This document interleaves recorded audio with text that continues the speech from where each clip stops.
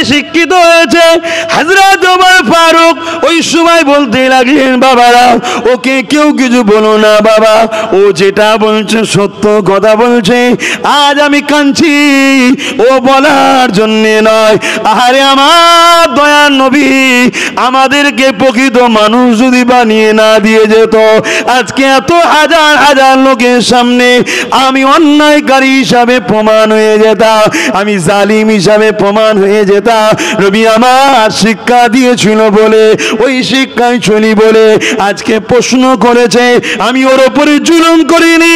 আর আমার গোটা জামা হলো কি করে, এটা তো আমার কোনো খাবরাবার ব্যাপার নেই, কারণ আমি রাসূলের শিক্ষায় শিক্ষিত হয়ে রয়েছি।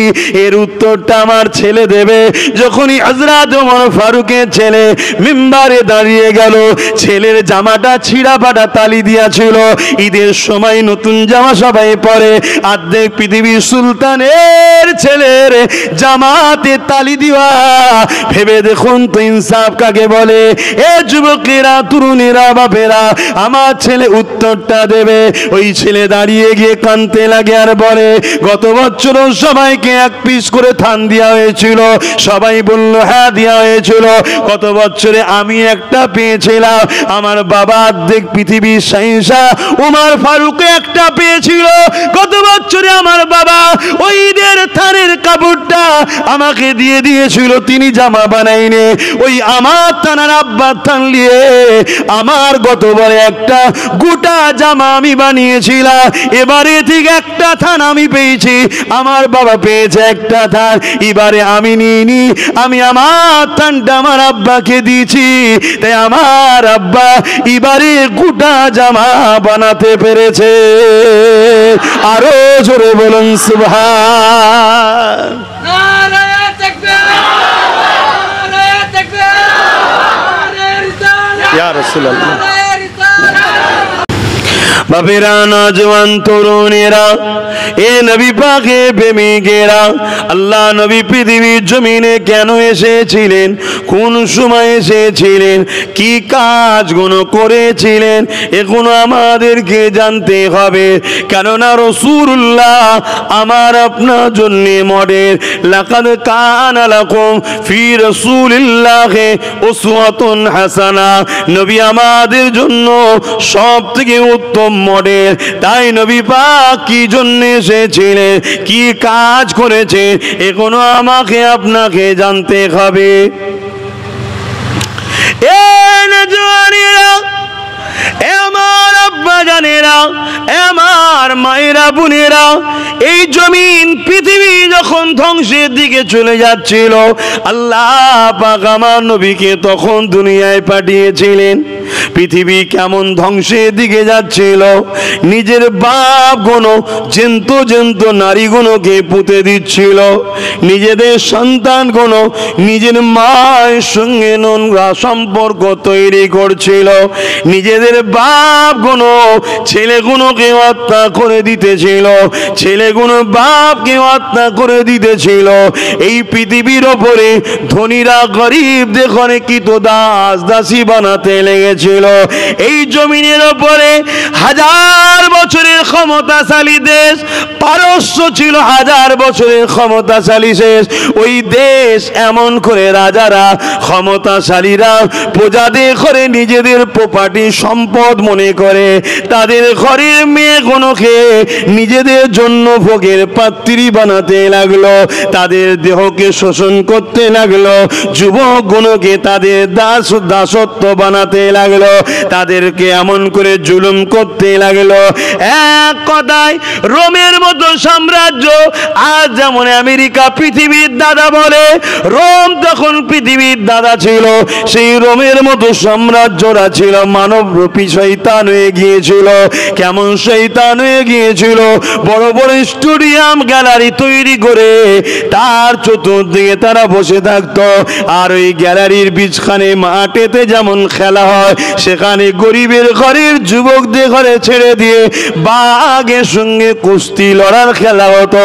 গরিবের ঘরের ছেলে নাচার, কেননা তার কোমরে দড়ি দিয়ে তাকে টেনে টেনে নিয়ে যে ছেড়ে দেওয়া হতো, সে জানটা বাঁচাবার জন্য বাঘের সঙ্গে লড়াইয়ে প্রস্তুত হতো। কিন্তু বাঘের থাবাতে গরিবের ঘরের ছেলেটা মারা যেত। আর তারা ভিআইপি নামে শয়তানগুলো বসে বসে হাততালি দিত। এই ছিল পৃথিবীর চরিত্র ধ্বংসের দিকে। তখন এই অসভ্য মানুষগুলোকে, এই মানবরূপী পশুগুলোকে ইনসাফের শিক্ষা, ইনসানিয়াতের শিক্ষা, মানবতা শিক্ষা, মানব দরদি শিক্ষা, সম্প্রীতির শিক্ষা, ভাতৃত্বের শিক্ষা, গরিবকে ভালোবাসা শিক্ষা, জমিনের উপরে শান্তি প্রতিষ্ঠিত করার জন্য আল্লাহ পাক মহান সৃষ্টিকর্তা, সর্বকালে সর্বশ্রেষ্ঠ মহানায়ক, দোনোজানে সুলতান আমিনা আল্লাহ মুহাম্মদ রসুলকে মানুষ জাতির জন্য নবী রসুল করে পাঠিয়েছে। আরো জোরে বলুন সুবহান।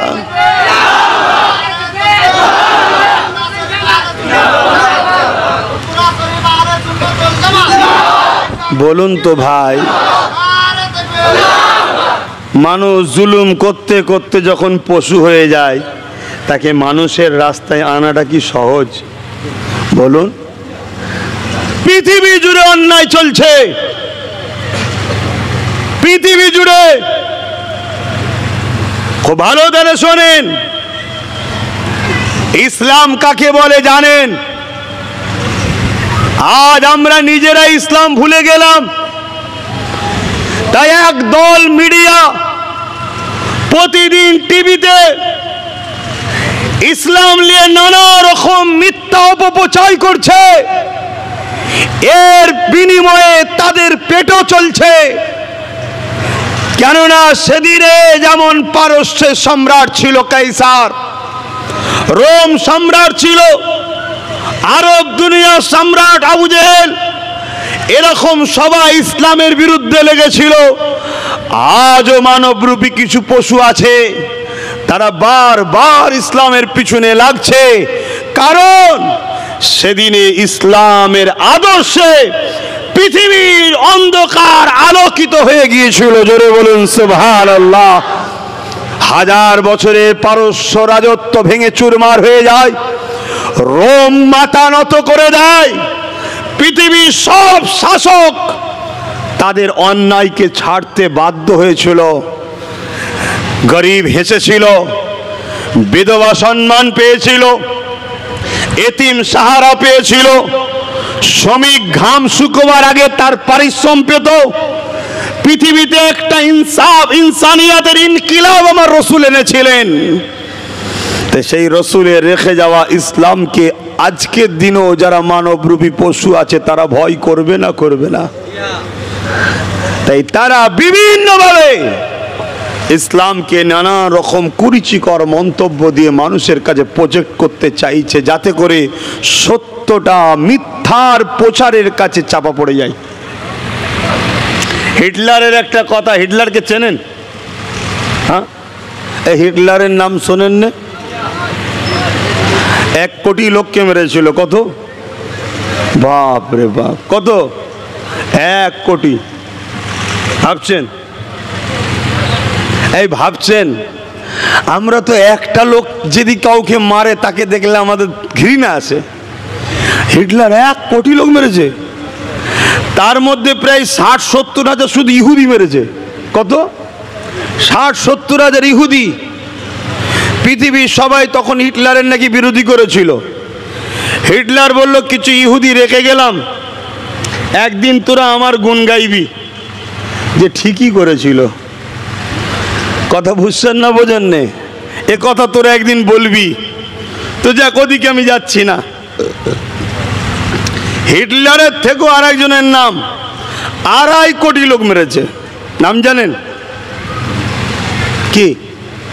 চিঙ্গিস খান। কি নাম? চিঙ্গিস খান। নাম শোনেন না? চিঙ্গিস খানের নাম শুনলে পৃথিবী কাঁপতো।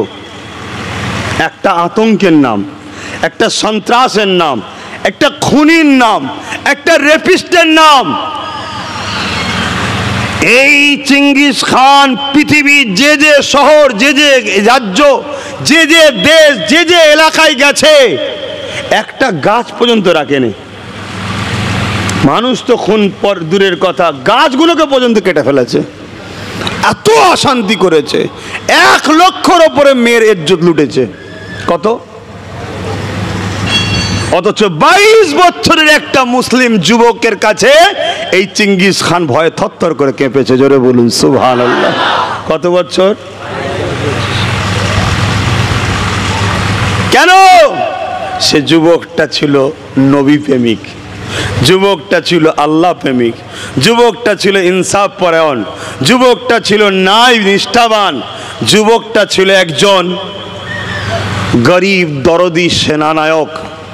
22 বছর মাত্র বয়স। তার হুঙ্কার, তার আওয়াজ চেঙ্গিস খানের সঙ্গে একদিন মোকাবেলা হলো। চেঙ্গিস খান কাঁপতে শুরু করেছিল এবং বলেছিল, যদি এই যুবকটা আমার সন্তান হতো, পৃথিবী যতদিন থাকতো দ্বিতীয় কাউকে রাজত্ব করতে দিতাম না, আমরাই রাজত্ব করতাম। কিন্তু সেই যুবকের মোকাবেলায় চেঙ্গিস খান পরাজিত হতে, পিছু হতে বাধ্য হয়েছিল, যে কিনা 2.5 কোটি মানুষকে মেরেছে। ইসলাম অন্যায়কে মিটিয়ে দিবার নাম, আর আজকে আমরাই তো অন্যায় করে বেড়াচ্ছি, আমরাই তো জুলুম করে বেড়াচ্ছি। তাহলে মিটাবে কে? আসো যুবক, উঠে দাঁড়াও, মজবুত হও, ন্যায়ের পক্ষে চলো, গরিবের পক্ষে থাকো, বিধবা অসহায় দিন দুঃখী মানুষের পক্ষে থাকো। নামাজ যেমন ইসলামে একটা ইবাদত, গরিবকে ভালোবাসাটাও ইসলামের ইবাদত। নামাজ রোজা যেমন ইবাদত, অসহায়কে সাথ দিয়াটাও ইবাদত। হজ করা যেমন ইবাদত, ক্ষুধার্ত মানুষ, বস্ত্রহীন মানুষকে, অন্নহীন মানুষকে, তার বাসস্থানহীন মানুষকে বাসস্থান দেওয়া, তার ব্যবস্থা করে দেওয়া, এটাও একটা ইবাদত। যেমন তুমি নিজে শান্তিতে বসবাস করাকে পছন্দ করো, এই সমাজের সমস্ত মানুষ, জীব জন্তু পশু পাখি সবাই শান্তিতে বসবাস করবে, এই স্বপ্ন দেখা, এটাও একটা ইবাদত। জোরে বলুন সুবহানাল্লাহ। খুব ভালো তারে বোঝেন, ইসলাম ন্যায়কে প্রতিষ্ঠিত করো, অন্যায়কে মিটিয়ে দাও। তোমার চোখের সামনে একটা অন্যায় হচ্ছে দেখেছো, তুমি তার প্রতিবাদে দাঁড়ালে, এই প্রতিবাদ করতে গিয়ে যদি তোমার জেল হয়, মনে রাখবে মন খারাপ করার কিছু নেই, তুমি সাহাবা হুজুরদের সুন্নাত পালন করলে। জোরে বলুন সুবহানাল্লাহ।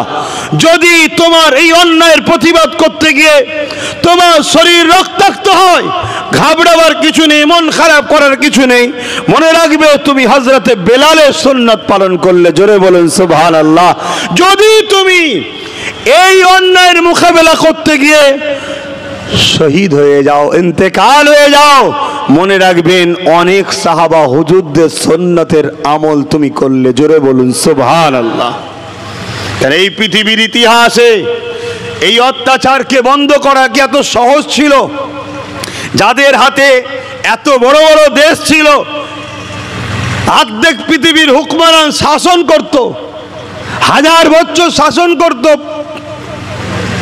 তাদের কাছে দয়ার নবী যখন পায়গাম পাঠালেন, তোমরা জুলুম বন্ধ করো, অত্যাচার বন্ধ করো, নারীদের অধিকার দাও, গরিবের অধিকার দাও, শ্রমিকের গায়ের ঘাম শুকাবার আগে তার হকটা দিয়ে দাও, তার পরিশ্রম দিয়ে দাও। এভাবে রসুল যখন ইনসাফের কথা ওই সকল শাসকদের কাছে, ক্ষমতাশালীদের কাছে যখন চিঠি করতে লাগলো, তারা কি রসুলুল্লাহর কথা কি মনে হচ্ছে এমনি এমনি মেনে নিয়েছে নাকি? এক কথা বলেন, মেনে নিয়েছে?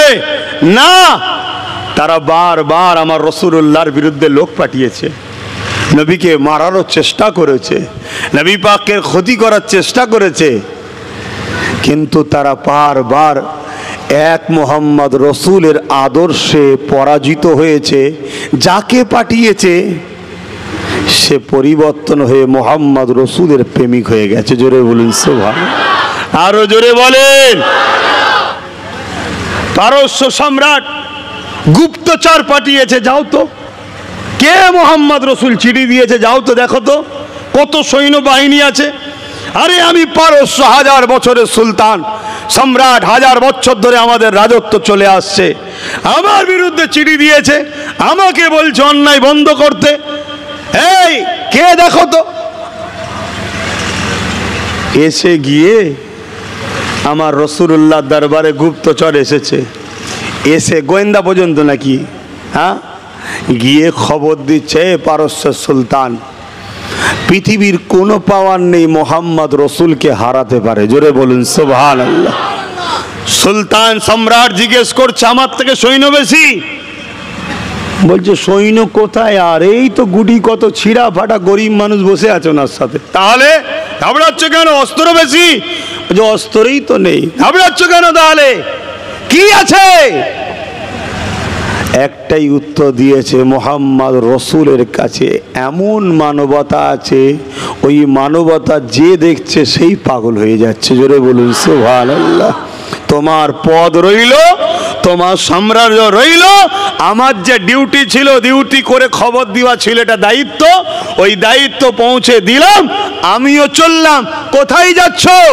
আমিও মোহাম্মদ রসুলের দলের জয়েন্ট হব। জোরে বলুন সুবহানাল্লাহ, আরো জোরে বলেন।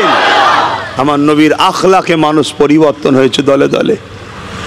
আর এভাবে যখনই পরিবর্তন হচ্ছে, তখনই আবু জেহেল, উদবা, সাইবা, পারস্য, রোম সমস্ত সম্রাটরা বসে বসে মিটিং করছে, আরে মোহাম্মদকে তো রুখতে হবে, না হয় আস্তে আস্তে যদি দল ভারী হয়ে যায় তাহলে আমাদের তো ক্ষমতা যাবে। এই আজও সব জালিমরা মিটিং করে না, করে না? একে রোকো, ওকে রোকো, এই করো, হ্যান করো, ত্যান করো, করে না, করে না? কেন করে? ভয় হয় যে আমার অন্যায়ের সাম্রাজ্য মিটে না যায়। পৃথিবীতে তুমি যত শক্তিশালী হও না কেন, যত বড় তোমার পাহাড় পরিমাণ ক্ষমতা, অর্থ, বালা যাই থাকুক না কেন, তুমি তো নিজেকে চেনো তুমি জালিম, তুমি তো নিজেকে চেনো তুমি অন্যায়কারী, তুমি তো নিজেকে জানো তুমি বদমাইশ। অতএব তোমার সব থাকার পরেও 24 ঘন্টা তুমি ভয়ে ভয়ে ভয়ে ভয়ে। কেন ভাই? কেন ও নিজে তো জানে আমি অন্যায়ের পাহাড়ে আছি, আমি তো জুলুমের পাহাড়ে আছি, এবং ও জানে পৃথিবীতে যেমন রাত আসে দিন আসে, অন্ধকার মানে যে আর সকাল হবে না, দিন আসবে না এমনটা নয়। এই অন্ধকার কাটবে, আবার আলো উঠবে। জোরে বলুন সুবহানাল্লাহ। তাই প্রতিটা জালিম জানে আমি যত শক্তিশালী হোক না কেন, আমি যার উপরে দাঁড়িয়ে আছি এটা বারুদের থেকেও খাতারনাক জায়গা। একটা মেসেজের কাঠির মতো রুগা পাটকা যদি সত্যবাদী দাঁড়িয়ে যায়, একদিন আমাকে ফেলে দেওয়াটা কোনো ব্যাপারই নয়। জোরে বলুন সুবহানাল্লাহ। দুঃখের বিষয় আমার কম, তোমার আমার উপরে আল্লাহ কত ডিউটি দিয়েছে। তুমি আমি এই জমিনে খলিফা হয়ে এসেছি, প্রতিনিধিত্ব করতে এসেছি, সব ছেড়ে দিয়ে তুমি আমি গোলামির পিছনে লেগে গেছি। গোলামি দে, 500 টাকা দে, 200 টাকা দে, 1000 টাকা দে, এই ভিক্ষার পিছনে তুমি আমি ছুটছি। অথচ তোমাকে আমাকে আল্লাহ খলিফা করে পাঠিয়েছে প্রতিনিধিত্ব করার। এই সমাজের গরিব কাঁদবে, তার চোখের মুখ পানি পুছিয়ে হাসানোর জন্য আল্লাহ তোমাকে আমাকে পাঠিয়েছে, শ্রেষ্ঠ উম্মত করেছে। কোরআন বলছে কুনতুম খায়রা উম্মাতিন উখরিজাত লিন-নাসি তা'মুরুনা বিল মারুফ ওয়া তানহাউনা আনিল মুনকার। হে উম্মতে মুহাম্মাদি, তোমরা তো শ্রেষ্ঠ উম্মত, এই জমিনে কেউ খেতে পাবে না, তোমার আমার ডিউটি আল্লাহ দিয়েছে তার খাবারের ব্যবস্থা করার জন্য। এই জমিনে কারোর উপর জুলুম হবে, জালিমের হাত থেকে তাকে বাঁচাবার জন্য তোমাকে আমাকে প্রতিনিধিত্ব করার জন্য আল্লাহ পাঠিয়েছে। সে জায়গায় সব হাল ছেড়ে দিয়ে, সব ছেড়ে দিয়ে বসে আছি। কেউ 200 টাকা দেয়, কেউ 500 টাকা দেয়, কেউ 1000 টাকা দেয়, কেউ 1200 টাকা দেয়, কেউ একটু বিরিয়ানি দেয়, খেয়ে দিয়ে নিয়ে পেটে হাত বুলিয়ে যত জালিমদের পিছনে ঘুরে বেড়াচ্ছে। বলা হচ্ছে নাকি? আরে তুমি করনি আমি করছি, আমি করিনি এ করছে, আমার কমের লোক করছে না করেনি? হ্যাঁ, এবার যদি বলে যে করছে সে করছে, আমি কি করব? আমি কি করব বলে তো শব্দ নেই ডিকশনারিতে আল্লাহর। কথা বুঝে আসছে না? নয় তুমি তাকে ভালোবাসো না বাসো না, তাহলে তোমাকে অন্যায় দেখলে প্রতিবাদ করতে হবে, এটা ডিউটি তোমার মালিকের। যেমন আমার দেশের আমার দেশের যারা প্রশাসন বন্ধু আছে, আমার দেশের বর্ডারে যারা বিএসএফ আছে, আমার দেশের সেনাবাহিনী যারা আছে, তিনাদেরকে মাইনে দিয়ে হয় ডিউটি আছে না নাই? কি ডিউটি? বিদেশ যখন হামলা করবে তাদেরকে রুখে দিয়ে আমার দেশকে নিরাপদে রাখতে হবে। এখন যদি বলে যে আমি কি করব, হামলা করছে, এই কথা চলবে? দেশ যদি সিস্টেম তৈরি করতে পারে, আমার আল্লাহর সিস্টেম এটাই যে তোমাদেরকে আমি প্রতিনিধিত্ব করে পাঠিয়েছি, খেলাফত দি খলিফা করে পাঠিয়েছি। তোমরা এই জমিনের উপরে অন্যায় দেখলে প্রতিরোধ করতে হবে। দুই শ্রেণীর মানুষ মার খাবে। এক শ্রেণীর মানুষ অন্যায় করার জন্য মার খাবে, আর এক শ্রেণীর মানুষ অন্যায়ের বিরোধী না করার জন্য মার খাবে। যদি আব্বাস সিদ্দিকী অন্যায় করে মার খাবে, তুমি যদি আমার অন্যায় দেখে প্রতিরোধ না করো তুমি মার খাবে। তাই তো আজকে প্রতিরোধ করার জন্য চেষ্টা করছি। ওয়াজ করবো না, থাকবে গো। হ্যাঁ, আমার নবী বলেছেন, এবারে নবী একটু আমাদের জন্য সহজ করে দিয়েছেন, কারণ নবী তো সবসময় আমাদের হয়ে আল্লাহর পাকের কাছে বলে আল্লাহ আমার উম্মতকে বাঁচান। হ্যাঁ, তো নবী পাক সাল্লাল্লাহু আলাইহি ওয়াসাল্লাম একটু সহজ করে যে কি, আল্লাহ তো বলেছে প্রতিরোধ করতে হবে, কিন্তু আমার উম্মত তোরা, তোদের জন্য আমি আল্লাহকে বলে একটু সহজ করে দিলাম। কি? অন্যায় দেখলে হাত দিয়ে রোকো। হাতে ক্ষমতা নেই, মুখ দিয়ে বলো। মুখে ক্ষমতা নেই, অন্তর থেকে ঘৃণা করো। এই তিনটের মধ্যে যদি কোনোটা না থাকে, রসুল বলছেন তাহলে তার মধ্যে ঈমান নাই, সে জান্নাত পাবে না। শুনছেন না? শোনেন না? এটা তো কাজ। এখানে মাইনে, ওখানে জান্নাত। কাজ তো এটা। তোমার লাগবে না, লাগবে না, তোমার তো কাজ করতে হবে। তুমি রাস্তা দিয়ে যাচ্ছ, হঠাৎ করে দেখছো একটা গরিবের ওপরে কিছু মানুষ জুলুম করতে লেগেছে। তুমি দেখছো গরিবটার উপরে অত্যাচার হচ্ছে, অবশ্যই যারা জুলুম করছে তাদের বিরোধী দাঁড়ানো তোমার হলো কাজ। এই গরিবের পক্ষে দাঁড়িয়ে কথা বলা হলো তোমার কাজ।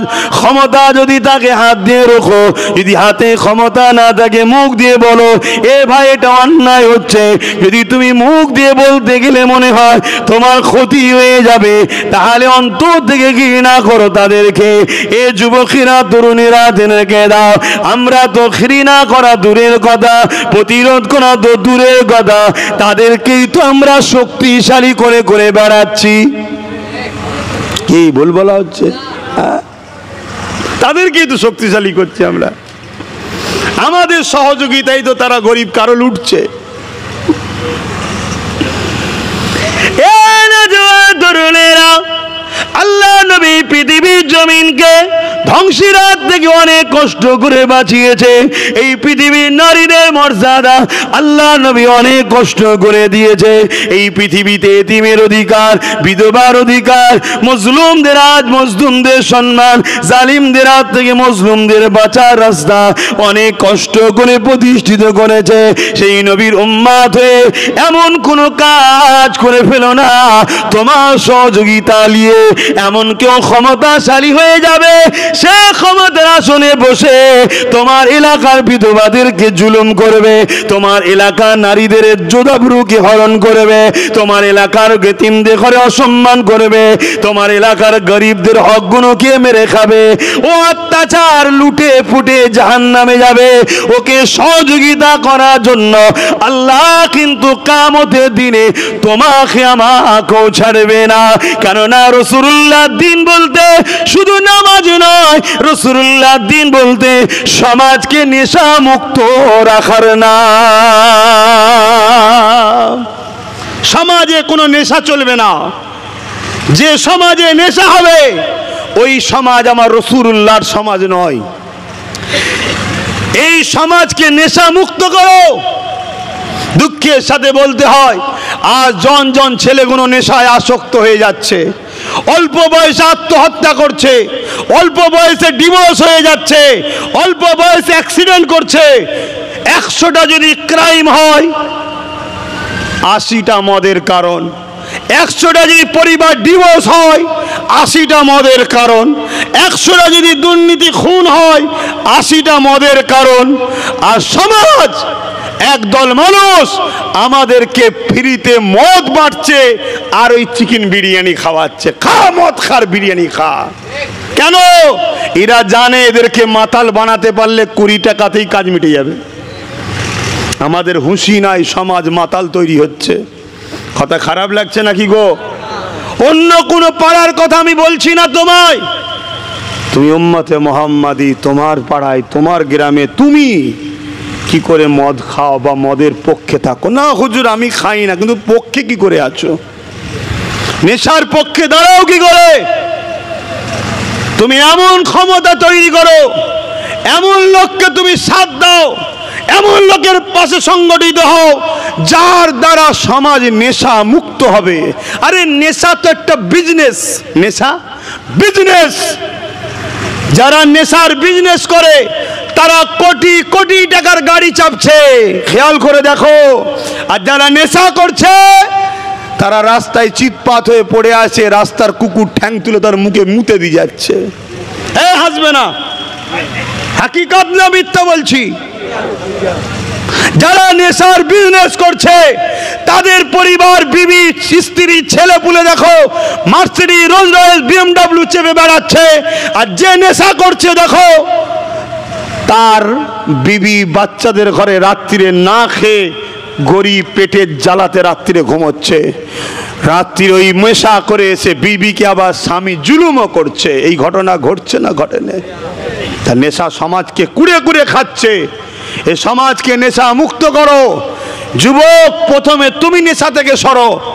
দ্বিতীয়, যারা নেশা সমাজে আনে তাদের থেকে তোমরা সরো। তুমি কতটা তাকে সরাতে পারবে ওটা পরের কথা, তুমি প্রথম তার থেকে সরো। তাকে তুমি ধরতে দিও না, তোমাকে তোমার কাছে এনে তাকে প্রশ্রয় দিও না। না, তুই নেশার পক্ষে, তোর পক্ষে আমি থাকতে পারি না। নেশা যদি আজ না রোখো, আজকে যদি 40% নেশাগ্রস্ত হয় তোমার গ্রাম, তোমার বাচ্চা কোনো ছোট্ট বয়স 12-13 বছর, ছোট্ট ছোট্ট ছেলে, স্কুলের ছবি দেখো না, ছোট্ট ছোট্ট ছেলে তারা নেশা করছে, নুকিয়ে নুকিয়ে নুকিয়ে নুকিয়ে। কি করে করছে? সমাজ খারাপ, সমাজ খারাপ। অল্প বয়সে সব লিভারের সমস্যা, কিডনির সমস্যা, হার্টের সমস্যা। এটাও একটা বিজনেস না? বিজনেস নয়? জোরে বলেন। কোটি কোটি টাকার বিজনেস চলছে, আমাদের হুঁশি নাই। এই সমাজ অন্ধকারের দিকে চলে যাচ্ছে। তাই বলবো এগুলোকে বন্ধ করার নাম হলো ইসলাম। জোরে বলুন সুবহানাল্লাহ। এমন কেউ পয়দা হয়নি, এমন কেউ বলবেও না আশা করছি যে গ্রামে চোর থাক, ডাকাত থাক, খুনি থাক, মাতাল থাক, নেশা থাক, জুলুম থাক, এমন কেউ মুখ ফুটে প্রকাশ্য বলবে মনে হয়? কেউ বলবে না। তাই আসো, এখনো সময় আছে। কেন? এখনো বলার লোক বেশি সংখ্যা তৈরি হয়নি, কিন্তু আগামী দিন হবে, আগামী দিন হবে। এই রিসেন্ট ফেসবুকে দেখছিলাম, বললে খারাপ নেবেন না, ইশারায় বুঝে নেবেন। শিশুরা যেমন মায়েদের স্তন পান করে, ফেসবুকে দেখছিলাম একটা জন ছেলে অবালা পশু কুকুরকে ধরেছে। কুকুরদেরও সন্তান হয়তো নাকি? হ্যাঁ, কুকুরকে ধরেছে, ধরে কুকুরের দুধ পান করছে। মানুষ কত নিকৃষ্ট হচ্ছে দেখেছো? শুনছো না? শোনো নি? এই রিসেন্ট মিডিয়ায় দেখছো না, 11 মাসের একটা বাচ্চাকে ঘরে রেখে দিয়ে তার মা 10 মাস দিন ধরে বাইরে চলে গেছে। আরে ঘরে বলতে কি শ্বশুর শাশুড়ি কারো কাছে না, কেউ নেই ওই বাড়িতে, বাচ্চা একা। ভেবে দেখো তো, 10টা দিন ওই বাচ্চাটা ওই ঘরের মধ্যে কত তরপেছে। খিদার জ্বালা, মায়ের স্তন ছাড়া ওই 11 মাসের বাচ্চার কি খাবে? হ্যাঁ, কখনো রাত্রির অন্ধকারে কেঁদেছে, কখনো ঘুমিয়েছে, কখনো জেগেছে, কখনো এই মাথায়, কখনো ও মাথায়। এরপরেও কি সমাজের বুকে মনুষ্যত্ব জাগছে? জাগেনি। তারপরে কিছু কিছু উৎসব দিন আছে, সেই দিনগুলোতে খেয়াল করে দেখো, পরের বছরে সেই দিনের কাছাকাছি পার্কে ছেলে পাওয়া যাচ্ছে, কুকুরের মুখে ছেলে পাওয়া যাচ্ছে, কুয়ায় ছেলে পাওয়া যাচ্ছে, ড্রামে ছেলে পাওয়া যাচ্ছে, পলিথিনে ছেলে পাওয়া যাচ্ছে। এগুলো অবৈধ সম্পর্ক করেছে সেই বাচ্চা আজকে এইভাবে কুকুরের মুখে। আরে শ্রেষ্ঠ মানুষ চতুষ্পদ জন্তুর থেকেও নিকৃষ্ট হয়ে গেছে। কোন কুকুর তার বাচ্চাকে এইভাবে ফেলে দিয়ে যায় না। মানুষ হয়ে মায়ের জাত হয়ে আজকে কত খারাপ হয়ে যাচ্ছে সমাজ দেখো। আর এই সমাজকে বাঁচাতে একমাত্র তোমরা পারতে, কিন্তু তোমরাই তো আজকে খারাপ হয়ে গেছো, তোমরাই তো খারাপ হয়ে গেছো। এসব গুণকে রুখতে গেলে আইন তৈরি করতে হবে, আইন। এসব ফু দিয়ে হয় না, পানি পড়া দিয়ে হয় না, বাবারা বাবারা করে হয় না। এর জন্য আইন তৈরি করতে লাগে, আইন, এমন আইন করতে হবে 2-10টাকে এরকম মা পেলে এমন শাস্তি দিতে হবে সমস্ত জালিম অন্তর্জাত যারা আছে সব যেন রু কেঁপে যায়। যদি আজ না করো কাল আরো সমাজ খারাপ হবে, আরো খারাপ হবে। আমার শুনছেন তো বাপ, খারাপ লাগছে নাকি? ওই ঘটনা টটনা বলা ভাই জন্য আমি এসিনি। সমাজ ধ্বংসের দিকে চলে যাচ্ছে, আমাদের ডিউটি। আমি মুহাম্মদ সাল্লাল্লাহু আলাইহি ওয়াসাল্লামের একজন নগণ্য খাদেম, দিনের আমি খাদেম, নগণ্য একটা ছোট খাদেম। আমার কাজ এ সমাজের অন্যায় দেখে তার প্রতিবাদ করা, এই সমাজের যুব সমাজকে অন্যায়ের বিরুদ্ধে সংগঠিত করা, এটা আমার কাজ। আমি চেষ্টা করছি। এই চেষ্টা করতে গিয়ে একটা অরাজনীতিও সংগঠন করেছি, আবার রাজনীতিতে আমার ছোট ভাইটাকেও ঠেলে দিচ্ছি, তুই ওই দিক দিয়ে চেষ্টা কর, আমি এই দিক দিয়ে চেষ্টা করি, শুধুমাত্র অন্যায়কে মিটাবার জন্যে, সমাজকে ন্যায় দিবার জন্য, ইনসাফ দিবার জন্যে, গরিবকে হাসাবার জন্য, বিধবাকে তার অধিকার দিবার জন্য, এতিমকে মর্যাদা দিবার জন্য। আজকে আমার রাষ্ট্রের কথা ভেবে দেখুন তো, রাষ্ট্র এটা তো আমার মাতৃভূমি, ভারত তো আমার মাতৃভূমি, মায়ের ভূমি, এটা কথা বুঝে আসছে না? নয় আজকে বলুন আমার দেশটা ভালো আছে? কথা বলেন। আমাদের তো হুঁশই নাই, মুসলিম সমাজের 95% মানুষের হুঁশই নাই যে দেশকে ভালোবাসা একটা রাসূলুল্লাহ সুন্নাত, হুঁশই নাই।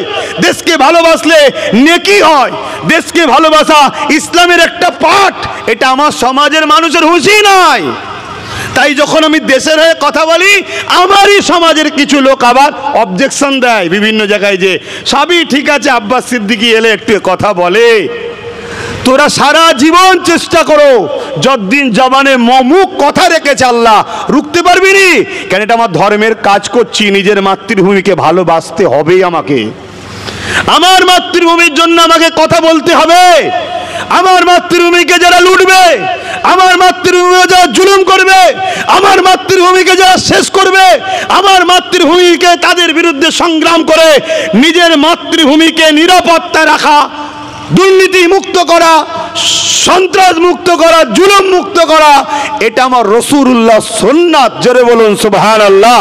আমার নবীর মাতৃভূমির নাম হলো মক্কা। কি নাম? আরব নয়, মক্কা।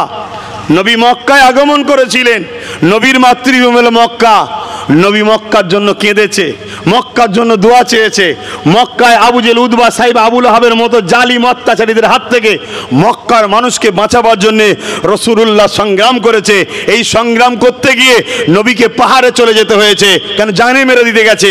রাসূলুল্লাহ পাহাড়ে গিয়ে গাছের পাতা ফলমূলকে জীবন ধারণ করেছে। রাসূলুল্লাহ মক্কার মানুষের জন্য কথা বলতে গিয়ে, মাতৃভূমিকে নিরাপদ করতে গিয়ে রাসূলুল্লাহর ঘরেতে 40 জন রাত্রিরে অস্ত্র বাহিনীকেও পাঠিয়েছিল। রসুলে পাক হিজরত করে ইয়াসরিব মদিনায় গেছে, মদিনা থেকে মাতৃভূমির জন্য যখন যায় চোখের পানি ফেলে, শোনো, বারবার মক্কার দিকে ঘুরেছে রসুল, চোখের পানি ফেলে কেঁদেছে আর জবানে বলেছে, মক্কা আমি তোমায় ভালোবাসি, তুমি আমার মাতৃভূমি। জোরে বলুন সুবহানাল্লাহ। আজকে সেই ঘরের ছেলে হয়ে আমি বলছি, আপনারাও সেই নবীর উম্মত হয়ে আপনাদেরকেও ভাবতে হবে, আপনার মাতৃভূমির জন্যে আপনাকে কথা বলতে হবে, আপনাকে ভাবতে হবে। এতে যদি রাসূলুল্লাহর ঘরে 40 জন তরোয়াল নিয়ে রাত্রিরে গিয়েছিল, আপনার বাড়িতেও যদি রাত 2টোর সময় 2000ও যায়, তাতেও পিছপা হলে হবে না। আমার বাড়িতে গেছে না, যায়নি, এতে পিছপা হওয়ার কিছু নেই। তোমাকে হকের পক্ষে কথা বলতে হবে। কেন? তুমি ন্যায়ের পক্ষে থাকলেও মরবে, অন্যায়ের পক্ষে থাকলেও মরবে, মরণ থেকে রেহাই কারণে। শুনছেন না? শোনেননি? এবার যদি বলেন ভাই অন্যায়ের বিরোধী করলে দুনিয়ায় জুলুম হবে, জেল দেবে, মারবে, অত্যাচার করবে। আরে দুনিয়ায় যদি গায়ে হাওয়া লাগাতে চাও, তাহলে পরকালে রেডি হও মার খাওয়ার জন্য। পরকালের শাস্তি আরো খাতারনাক, আরো খাতারনাক। জাহান্নামীদের ঘরে যে লেবাসটা পরানো হবে, ওই লেবাস যদি আসমানে টাঙিয়ে দিয়ে ওর দুর্গন্ধে পৃথিবীর মানুষ টিকতে পারবে না। বাপের গল্প শোনাচ্ছি না। জাহান্নামীদের এই গায়ের চামড়া 70 গজ মোটা হবে। এই চেহারাটাকে জাহান্নামে দেবে না, কেন এটা শ্রেষ্ঠ মখলুকের ডিজাইন, বাপ আদমের ডিজাইন, রসুলুল্লাহর নকশা ডিজাইন। তো এই ডিজাইনটাকে বিকৃত করে দেবে, করে দিয়ে বিভৎস এক চেহারা হবে। সেই চেহারায় পা দুটো পরে জমিনের দিকে মাথা, এভাবে জাহান্নামে দেওয়া হবে। বাপের গল্প শোনাচ্ছি না, কোরআন বলছি, শুনছেন তো নাকি? তার আগে কবরটা কেমন হবে শুনলেই তো কলজে শুকিয়ে যাবে। এত ঘটছে সমাজে, এত দেখছে সমাজে, তাও আমাদের হুঁশ আছে? কত মিডিয়ায় দেখা যায় না? হ্যাঁ, কত মিডিয়ায় দেখা যাচ্ছে কারো কবর ধসে গেছে, লাশ কাফন টাটকা আছে। কত বছরের কবর? 300 বছরের কবর। এই হুগলি বলে একটা জেলা আছে কর্ণাটকে, এখানে না, কর্ণাটকে হুগলি বলে, অনেক মিডিয়ায় দেখেছেন। 300 বছর আগেকারের কবর। রাস্তা চওড়া করার জন্য সরকার কবরটাকে খনন করে সরাতে গেছে, কাফন পর্যন্ত টাটকা, লাশ তো টাটকা আছেই। জোরে বলুন সুবহানাল্লাহ। আবার কত কবর থেকে ধোঁ বেরোচ্ছে, খবর পাননে? হ্যাঁ, কোনটা নেবে? ঠিক করো, ঠিক করো। তবে মনে রাখবেন, যদি তুমি আল্লাহর নামাজ, রোজা, হজ, এটা হকুল্লাহ, আল্লাহর হক, এতে যদি কিছু ভুল হয়ে যায় ক্ষমা চাইলে মাফ করবে, কিন্তু বান্দার হক আল্লাহ মাফ করবে না। এটা মাথায় রেখে দিও, বান্দার হক আল্লাহ মাফ করবে না, এটা মাথায় রাখবে। আরে রাজত্ব কিভাবে করতে হবে, জমিনকে কিভাবে অন্যায় রাতে বাঁচাতে হবে, এটা তো আমার রাসূলুল্লাহ দেখিয়ে দিয়ে গেছে। হযরত আমিরুল মুমিনিন, খলিফাতুল মুসলিমিন, হযরত ওমর ফারুক, আর্ধেক পৃথিবীর শাহিনশাহ তিনি। একটু ওমর ফারুকের কথা বলবো, শুনবেন? শুনবেন? আজকে তো আবার ওমর ফারুকের কথা আলোচনা হলে অনেক জালিম অত্যাচারী শাসকদের বুকে বড় ব্যথা হয়। যে সব ঠিক আছে, উমরেরটা বাদ দিয়ে ওয়াজ করলে ভালো হয়। আর আমাদের উচিত ওমর ফারুকের ওয়াজ বেশি করে করা দরকার, কিন্তু সময় অন্য হয়ে গেছে। কি গো, আপনাদের অসুবিধা হচ্ছে না তো? আমি কোরআন হাদিসের বাইরে বলিনি তো? হ্যাঁ, কেন আপনারা তো বাবা আমার থেকে বেশি পণ্ডিত, অনেক হুজুরের ওয়াজ শোনেন তো। হ্যাঁ,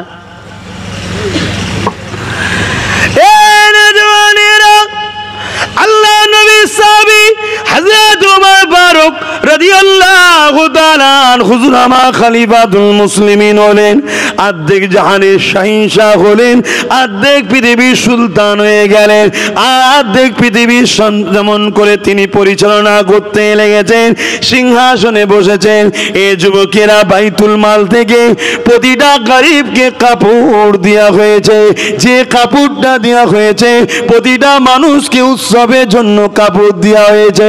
যে কাপড়টা দেওয়া হয়েছে, ওই কাপড়ের থানটাতে একজনের একটা গোটা গামা হবে না, অর্থাৎ ওই থানটা একটা থানে একজনের কাপড় হবে না, দুটো থানে একজনের হবে, কিন্তু সবাইকে একটা একটা করে থান দেওয়া হয়েছে। পরের দিন ঈদের খুতবাতে হযরত ওমর ফারুক যখন দাঁড়াতে যাবে, এমন করে একজন উঠে দাঁড়িয়ে পড়লেন, সাধারণ একজন প্রজা নাগরিক দাঁড়িয়ে গেলে, দাঁড়িয়ে গিয়ে বলতে লেগেছে, আমাদের আমিরুল মুমিনিন, আমাদের সুলতান, অর্ধেক পৃথিবীর শাহিনশাহ, আপনি খুতবা পড়ে দেবেন। আজকে আমার প্রশ্নের উত্তরটা আগে দেন। কি উত্তর বাবা তোমার? বলো। আপনি একটা করে থান কাপড় সবাইকে দিয়েছেন, ওই থান কাপড় যা দিয়েছেন একজনের গোটা জামা হবে না, দুটো থান মিলালে তবে গোটা হবে। আপনি তো একটা করে থান দিয়েছেন, কিন্তু আপনার গায়ে গোটা নতুন জামা কি করে হলো? তাহলে আপনি দুটো থান নিয়েছেন, সবার জন্য একটা, আপনি কেন দুটো নিলেন? কার হকটা আপনি মেরেছেন? এর কৈফিয়তটা আপনাকে দিতে হবে। বলুন তো দেখি, আমাদের সমাজে চারানার নেতাকে যদি জিজ্ঞেস করা হয়, হ্যাঁ টালির বাড়ি পাকা হলো কি করে, গ্রামে টিকতে দেবে মনে হয়? হাত অর্ধেক পৃথিবীর শাহিনশাকে জিজ্ঞেস করছে, আগে বলুন দুটো জামা থান না হলে জামা হয় না, আপনি কি করে পুরো জামা করলেন বলেন? ভরা মজলিসে, আবার পার্সোনাল ডেকে বললে হতো আলাদা কথা, ভরা মজলিসে। ইনসাফ কাকে বলো দেখো। হতে পারে আজ আমি এখানে বসে আছি, কাল ওখানে আল্লাহ বসাতে পারো, তুমি এখানে বসতে পারো, ভুলে গেলে হবে? কিন্তু মানুষ নেশা নেশা নেশা, আমার পিছনে বডিগার্ড আছে, হ্যান আছে, ত্যান আছে, দুনিয়াকে ধরাকে ধরা মনে করছে। কাল যখন কেউ নেবিয়ে দেবে না, বাজারে যখন ব্যাগ নিয়ে যাবি কুকুর দেখেও ঘুরবে না, কেউ গুরুত্ব দেবে না। দিচ্ছে না, দেয়নি? এই সমাজে ঘটছে না, ঘটেনি? ও আগে কত গেছে, আগে গাড়ি পিছনে গাড়ি, ক্যাঁই ক্যাঁই ক্যাঁই ক্যাঁই, সরে যাও সরে যাও সরে যাও, কি হতো না হতো নি? এখন সব তাদের কি খবর?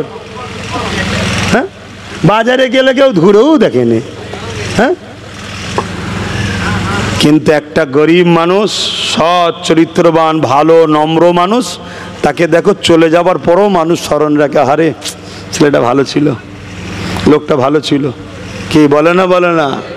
গরিবকে ভালোবাসো, গরিবকে ভালোবাসো, গরিবকে ভালোবাসো, গরিবকে ভালোবাসো। কেন? গরিবকে সৃষ্টিকর্তা ভালোবাসে, তাই ওকে গরিব করেছে। জোরে বলুন সুবহানাল্লাহ। যদি বলেন ভালোবাসো তো গরিব করেছে কেন? ওকে দুনিয়া দেয়নি, আখিরাত দেবে, তাই। জোরে বলুন সুবহানাল্লাহ। তুমি আমি যদি ওকে দুনিয়ায় হেল্প করি, পাশে থাকি, এ ভাই লে লে লে লে, যেদিন ওকে দেবে ও তখন আবার আমাদের দেবে, আয় আমার সাথে চ, একসাথে চ। জোরে বলুন সুবহানাল্লাহ। বুঝতে পারছেন তো? গল্প বলছি নি, শরিয়ত বলছি, শরিয়ত বলছি। গরিবকে ভালোবাসো। এই যুবকেরা, তরুণেরা, হযরতে ওমর ফারুকের চোখ দিয়ে পানি। অনেকে বলতে লেগেছে, বাবা এইভাবে ভরা মজলিসে কেন জিজ্ঞাসা করলি বাবা? ওই সময় যুবকটা বলে, আল্লাহ নবী বলেছেন, যদি কেউ তোমার অন্যায় করো দেখো, তার চোখে চোখ রেখে সত্য কথা বলাটা, এটা একটা বড় সওয়াব নেকির কাজ। আব্বাস এমনি বকে না, নেকি কুড়োচ্ছি আমি, তাই বকছি। আমি জানি এতে আমার দুশ্মন বাড়ছে, তা কি হয়েছে? পুরো পৃথিবী যদি আমার দুশ্মন হয়ে যায়, আমার কোনো যায় আসে? কিচ্ছু যায় আসে না। আমার ওইটাই হবে যেটা আমার রুহের জগতে, আমার কপালে আল্লাহ লিখে রেখেছিল, সেটাই হবে। 1 ইঞ্চি বাড়বেও না, কমবেও না। কথা কিছু মাথায় ঢুকছে? হ্যাঁ, এর নাম ইমান, এর নাম বিশ্বাস, এর নাম আকীদা। বাবেরা, আল্লাহ নবীর শিক্ষায় শিক্ষিত হয়েছে হযরত ওমর ফারুক ওই সময় বলতে লাগলেন, বাবারা ওকে কেউ কিছু বলো না বাবা, ও যেটা বলছে সত্য কথা বলছে। আজ আমি কাঁদছি ও বলার জন্যে নয়। আরে আমার দয়ার নবী আমাদেরকে প্রকৃত মানুষ যদি বানিয়ে না দিয়ে যেত, আজকে এত হাজার হাজার লোকের সামনে আমি অন্যায়কারী হিসাবে প্রমাণ হয়ে যেতাম, আমি জালিম হিসাবে প্রমাণ হয়ে যেতাম। নবী আমার শিক্ষা দিয়েছিল বলে, ওই শিক্ষায় চলি বলে আজকে প্রশ্ন করেছে, আমি ওর উপরে জুলুম করিনি। আর আমার গোটা জামা হলো কি করে, এটা তো আমার কোনো খাবরাবার ব্যাপার নেই, কারণ আমি রাসূলের শিক্ষায় শিক্ষিত হয়ে রয়েছি। এর উত্তরটা আমার ছেলে দেবে। যখনই হযরত ওমর ফারুকের ছেলে মিম্বারে দাঁড়িয়ে গেল, ছেলের জামাটা ছিঁড়া ফাটা তালি দিয়েছিল। ঈদের সময় নতুন জামা সবাই পরে, অর্ধেক পৃথিবীর সুলতানের ছেলের জামাতে তালি দেওয়া, ভেবে দেখুন তো ইনসাফ কাকে বলে? এ যুবকেরা, তরুণেরা, বাপেরা, আমার ছেলে উত্তরটা দেবে। ওই ছেলে দাঁড়িয়ে গিয়ে কাঁদতে লাগে আর বলে, গত বছর সবাইকে 1 পিস করে থান দেওয়া হয়েছিল। সবাই বলল হ্যাঁ দেওয়া হয়েছিল। গত বছরে আমি একটা পেয়েছিলাম, আমার বাবা অর্ধেক পৃথিবীর শাহিনশাহ ওমর ফারুক একটা পেয়েছিল। গত বছরে আমার বাবা ওই ঈদের থানের কাপড়টা আমাকে দিয়ে দিয়েছিল, তিনি জামা বানাইনি। ওই আমার থানার আব্বার থান নিয়ে আমার গতবারে একটা গোটা জামা আমি বানিয়েছিলাম। এবারে ঠিক একটা থান আমি পেয়েছি, আমার বাবা পেয়েছে একটা থান। এবারে আমি নিইনি, আমি আমার থানটা আমার আব্বাকে দিয়েছি। তাই আমার আব্বা এবারে গোটা জামা বানাতে পেরেছে। আরো জোরে বলুন সুবহান। নারায়ে তাকবীর, নারায়ে তাকবীর, নারায়ে রিসালাত, ইয়া রাসূলুল্লাহ। নারায়ে রিসালাত।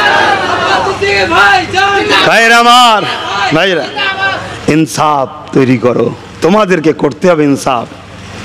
তোমরাই সমাজকে বাঁচাতে পারবে। আসো, ইনসাফ পরায়ণ হও, লুবি হয়েও না, নিজেকে কন্ট্রোল করো। তোমার জন্য যদি বিরিয়ানির প্যাকেট একটাই থাকে, একটাই লাও। তোমার বাড়িতে 10 জন না, একটাই লাও। দেওয়া হয়ে গেল, কমিটিকে টুকটুক করে যে বলো, ভাই আছে বেঁচে আমার বাড়িতে 10 জন ভাই, আর একটা দিলে ভালো হয়। থাকলে দেবে, আর নাই দেবে না, আলহামদুলিল্লাহ বলে চলে যাও। 2টো করে দানা খাও, 1 মুঠো করে খাও, তৃপ্তি পাবে। আর তুমি 2টো নিয়ে চলে গেলে, সারাক্ষণ ওয়াজ শুনে একটা বিরিয়ানির কাছে তুমি ইনসাফ শেষ করে ফেললে, কালকে 2 কোটি টাকা এলে ইনসাফ থাকবে? আর কথা বলেন। অতএব বোঝেন বাপ জানেরা, আমার ভাইয়েরা, আমার মায়েরা, আমার বোনেরা, কেন আমরা গতিতে, যে গতিতে ধ্বংসের দিকে যাচ্ছি, যদি আজ না বুঝি, ব্রেক যদি না করে মূল মেন রোডে যদি না উঠি, তাহলে আমাদের বেশি নয় 2-3 বছরের মধ্যেই ধ্বংসের দিকে যেতে হবে।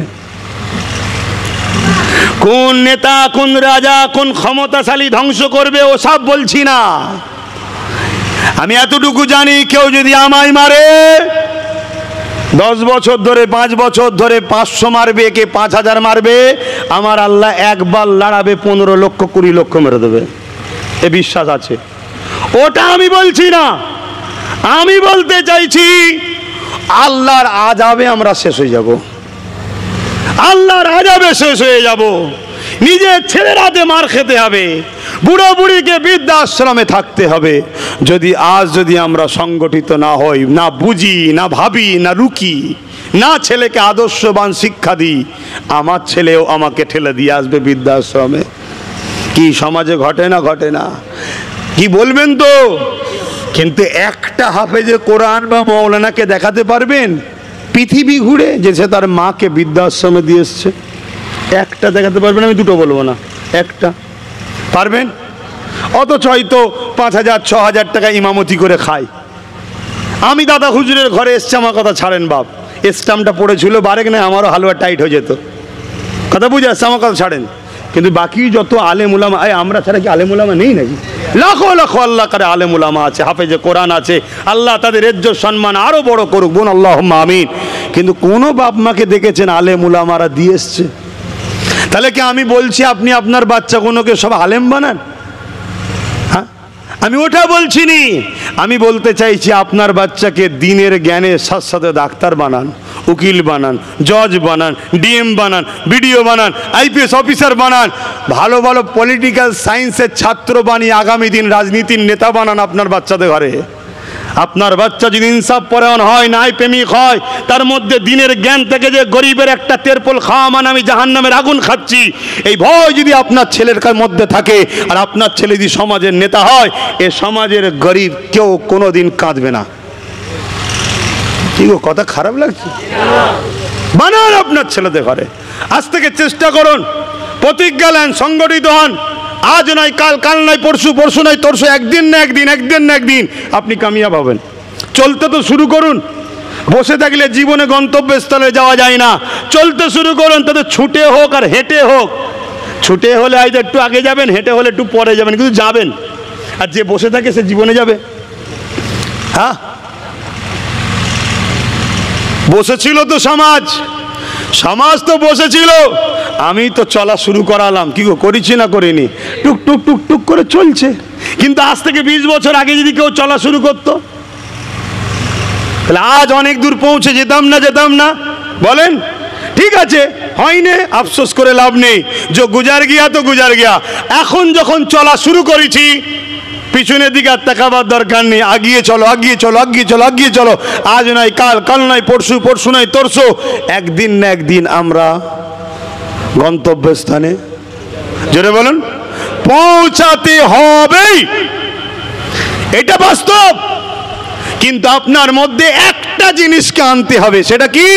লোভ করব না, লোভ করব না, সরি দুটো জিনিস, লোভ করব না, আর একটা কি? কারোর উপরে জুলুম করব না। শুনছেন?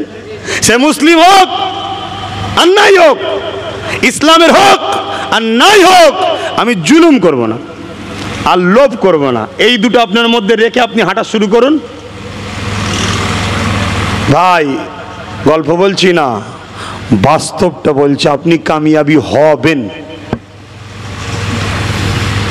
আপনি কামিয়াবি হবেন যদি এই দুটো খসলত আপনার মধ্যে আনতে পারেন। একটা হচ্ছে লোভ নয়, আর একটা জুলুম নয়। লোভ হলেই জুলুম আসবে, ঠিক না বেঠিক? তাই লোভটাই যদি বন্ধ করে দেন তাহলে সব বন্ধ হয়ে যাবে। আল্লাহ নবী ঠিক এমনটাই কথা বলেছে। আখেরি জবানায় আমার উম্মত প্রচুর মার খাবে। রসুল বলছেন আখেরি জবানায় আমার উম্মত প্রচুর, এই ভাই অসুবিধা হচ্ছে নাকি? বাপজানদের অসুবিধা হচ্ছে? আখেরি জবানায় আমার উম্মত প্রচুর মার খাবে, নবী বলছে। সাহাবারা বলছেন হুজুর সংখ্যা কমে যাবে? আল্লাহ নবী বললেন না, সংখ্যা কম নয়, যেদিকেই তাকাবে সেদিকেই আমার উম্মত থাকবে। আরে খাতা কলমে তোমাকে আমাকে কমানো হয়, খাতা কলমে কমানো হয়। যদি কমেই থাকতো তাহলে সবাই গুরুত্ব দিচ্ছে কেন? কথা বুঝছেন না? বোঝেন? হ্যাঁ হ্যাঁ, বুঝতে পারছেন না? যে গুরুত্ব দিবার নয় সেও বলছে, যে গুরুত্ব দিবার নয় সেও মাজারে চলে যাচ্ছে। হ্যাঁ, কথা বুঝছেন না? বোঝেন না? হ্যাঁ, তাহলে রাসূলুল্লাহর কথা সংখ্যা কম হবে না, তাও মার খাবে। সাহাবারা জিজ্ঞেস করলেন হুজুর কারণ কি তাহলে? আল্লাহ নবী বলেছেন দুটো কথা, তার মধ্যে একটা বলছি কি? তারা লোভী হবে। কি হবে বলুন বলুন? চোখের সামনে দেখছি যে দুশ্মন, এক কাপ চা খেয়ে দিক, কাঁধে একটু হাত রেখে দিয়ে একটা ফটো তুলে নিক, খুব ভালো খুব ভালো খুব ভালো, এক কাপ চাই বিক্রি হয়ে গেছে। তাহলে আমরা লোভে পড়েছি না পড়িনি বলুন? তাহলে আমরা মার খাওয়ার কারণ কি? লোভ। কি গো কথা বলবেন তো? মার খাওয়ার কারণ কি? লোভ। লোভে পড়েছি না পড়িনি? হ্যাঁ, লোভে পড়েছি, সব লোভে পড়ে গেছি। যাক, আল্লাহ আমাদেরকে হেদায়েত করুক, বলুন আমিন। নামাজের ব্যাপার আছে, সময় সংক্ষেপ, আর কথা বলতে পারছি না। যা কিছু বললাম কষ্ট পেলেন? যদি কষ্ট পান সোজাসুজি হিসাব, আব্বাস সিদ্দিকীর নাম শুনলে সেখানে যাবেন না, আনবেন না। আনলে বাপ বলবো। কেন বলবো? কি জন্যে? কেউ আছে এখানে দুশ্মন বাড়াতে চান? সবাই তো মনে করেন সব বন্ধু হলে ভালো হয়। হ্যাঁ, তাহলে কেন বলছি আমি? শুধুমাত্র একটাই কারণ, যদি না বলি আল্লাহ আমায় ছাড়বে না, যদি না বলি আল্লাহ আমায় ছাড়বে না। হক কথা বলতে হবে। আমি ইমাম হোসাইনের থেকে বড় লাট সাহেব হয়ে যাইনি। এই ইমামে হোসাইনের পায়ের জুতো ধুলো হতে পেরেছি আমি? তিনি হক কথা বলেছে না বলেনে? জালিমের বিরুদ্ধে সংগ্রাম করেছে না করেনি? ৭২টা নিজের পরিবারকে কোরবান করেছে, তারপরও অন্যায়ের কাছে মাথা নত। হায় হায় হায় হায়, আমরা যদি মনে করি ২ ওয়াক্ত নামাজ, ১ মাস রোজা, কিছু দান খায়রাত করে যদি মনে করি জান্নাত হয়ে গেছে, বা ঢুকতে শুধু বাকি, বুঝবে হাড়ে হাড়ে এখনো সময় আছে। হককে জিন্দা করো, অন্যায়কে মিটিয়ে দাও। আসো, সালাত ও সালাম। হ্যাঁ, সালাম দেবো, ইয়া নবী সালাম।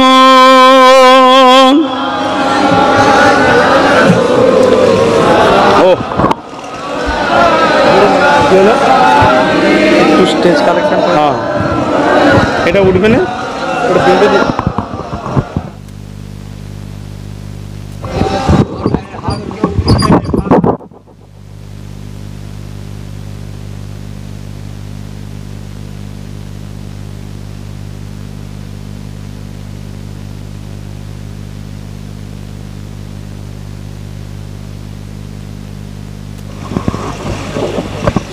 চলছে। হ্যাঁ, বাপজানেরা হাত যেন উপরে তুলবেন না, পাখা একদম মাথার গোড়ায়। আল্লাহ তালাল বদরু আলাইনা মিন শানিয়াতিল ওয়াদাই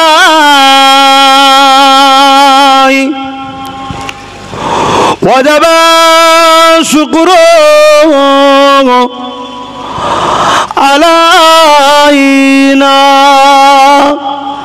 মাদাগা লিল্লাহ আহিদাই ইয়া নবী সালাম ইয়া রাসূল ইয়া হাবিব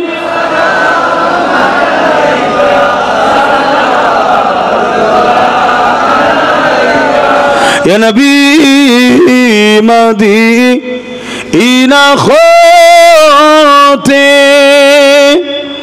সব কিছুই পারেন দেখিতে, মোদের লাশ কবরে রাখিলে লইবেন আপন করে নবী সালাম ইয়া রাসূল ইয়া হাবিব সালাওয়াত। একটু ছোট করে দোয়া হবে, সকলে বসে যান। বালাগাল ওলা বিকামালিহি কাসাবাত তুজাবি।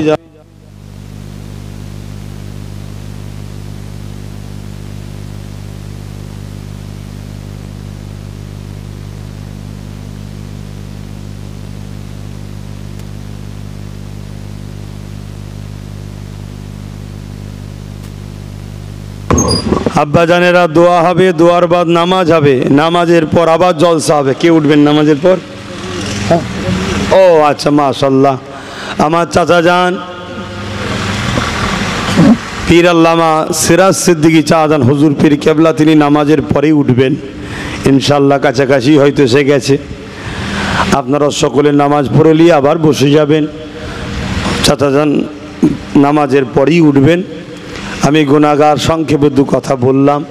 আসেন ছোট করে একটু দোয়া চাইব। তার আগে একটু এই মাহফিলের জন্য খেদমত, ছেলেরা যাচ্ছে, যা খুশি একটু শরীক হবেন। কিছু কিছু দান করলে এই মাহফিলের জন্য আপনারা গরিব হবেন না, হচ্ছে এদেরও উপকার হবে, আপনারও উপকার হবে। বিবেককে প্রশ্ন করে দেখুন, কিছু কিছু দেন, যা খুশি দেন, কোনো চাপাচাপি নেই। আর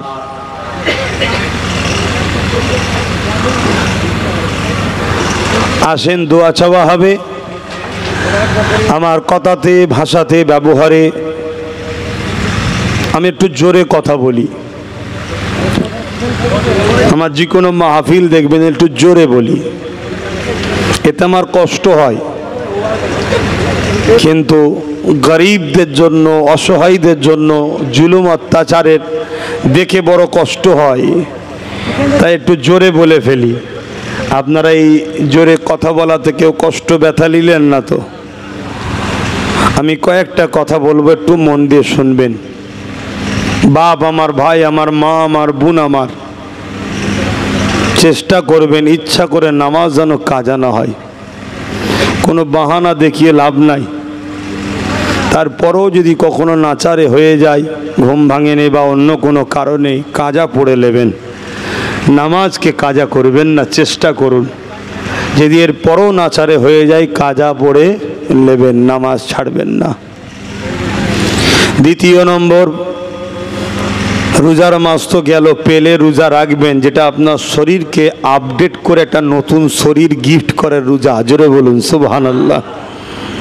মোবাইলে আপডেট মারলে মোবাইল ফ্রি হয় না, নতুন হয়ে যায়। আল্লাহ রোজাকে আপডেট, বাৎসরিক আপডেট বুঝাবার জন্য বলছি। কঠিন কঠিন বিমার থেকে রোজার ওসিলায় আল্লাহ হেফাজত করে। জোরে বলুন সুবহানাল্লাহ। কেন? মালিক তৈরি করেছে, মালিক তো জানে এর মধ্যে কি আছে। রোজাটা আমাদের জন্য নিরাপদ।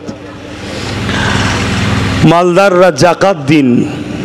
নিজের আত্মীয়র মধ্যে কে গরিব আছে তাকে জাকাত দিন। আত্মীয় যদি গরিব কেউ না থাকে, পাড়া প্রতিবেশীতে খোঁজলেন কে গরিব আছে তাকে দিন। পাড়া প্রতিবেশী যদি না থাকে তখন নাচারে পৃথিবীর যে কোনো ইমানদারকে আপনি জাকাত দিতে পারেন। কথা বুঝাচ্ছে? মালদাররা হজ করুন, মা বাপকে ভালোবাসেন,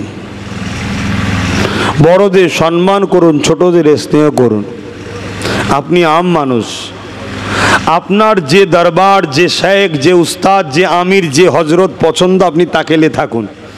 অন্যের সমালোচনা আপনি আম মানুষ করবেন না। আলেমের ওপর ডিউটি আছে, আলেমে আলেমে ইখতিলাফ হবে। ইখতিলাফ হওয়াটাই হচ্ছে ইসলামের একটা সৌন্দর্য। যদি বলেন কি বলছেন, হ্যাঁ, যদি ইখতিলাফ না থাকতো তাহলে কেউ কোরআন হাদিসের চর্চা করতো না। ইখতিলাফ আছে বলেই সবাই রিসার্চ করে, পড়ে। আর এই পড়ে বলে আমাদের সমাজকে এখনো অতটা অন্ধ করা যায় না ধর্মের নামে। কথা মাথায় ঢুকছে না? ঢোকে না। আর যদি আলেমে আলেমে যদি টক্কর না থাকতো না, তাহলে কেউ কোরআন হাদিস চর্চা করতো না, পড়তেই পড়তো পুঁথিগত শুধু। তাই ওলামাদের মধ্যে ইখতিলাফ থাকবে, জুজিয়াত মাসলা নিয়ে। আপনার যাকে ভালো লাগে, যার সাথে উঠা বসা করেন করুন। শুনছেন কথাগুলো? দেশকে ভালোবাসুন। দেশটা শেষ হয়ে যাচ্ছে, রাজ্যটাও শেষ হয়ে যাচ্ছে, একটু খেয়াল করুন। বাচ্চাগুলোকে পড়ান। বারবার বলছি, মোবাইল হাতে দেবেন না। যখন কোনো বাপমা ছেলেকে মোবাইল দেয়, জানতে হবে ওই ছেলেকে বাপমা মেরে দিতে চাইছে। ওর থেকে গলা টিপে মেরে দেন। দুধকে কেন মারছেন? গলা টিপে মেরে দেন। কথা কি খারাপ লাগছে নাকি? না কেস ফেস করবেন আবার? তোর কেসের ভয় করি নাকি আমি? শুধু দুধকে মারা হচ্ছে ছেলেটাকে, লাইফটা বরবাদ হয়ে যাচ্ছে। ওকে মোবাইল দেবেন না। যদি ভালোবাসেন, খাতা দেন, পেন দেন, পড়াশোনা কর। উপযুক্ত হবি মোবাইল, কেন ল্যাপটপ কিনবি, ট্যাব কিনবি, অনেক কিছু কিনবি। তখন সে বোঝে কেন এটা কিনতে হয়, কি কারণে খরচ করতে হয়, কোন দিকে চালাতে হয়। দেবেন না বাচ্চাদের হাতে মোবাইল। পড়ান। একবেলা দরকার হয় খাবেন না, শুকিয়ে থাকুন। গরিব তো শুকিয়ে থাকেন একবেলা। কি করে রাগ হচ্ছে নাকি আমার? ছেলেগুলোকে পড়ান, পড়ান, পড়ান। ওই সকালবেলা লাইন দিয়ে কাগজ ঠিক করছেন আপনি না, বিডিও অফিসের সামনে গিয়ে কচু পুরা হবে আপনার কাগজ। হ্যাঁ, 500 বছরের মসজিদের কাগজ থেকে মসজিদ পেলেন না, আর আপনি একটা 4 আনার মানুষ আপনার কাগজ ঠিক করলে থাকবেন নাকি?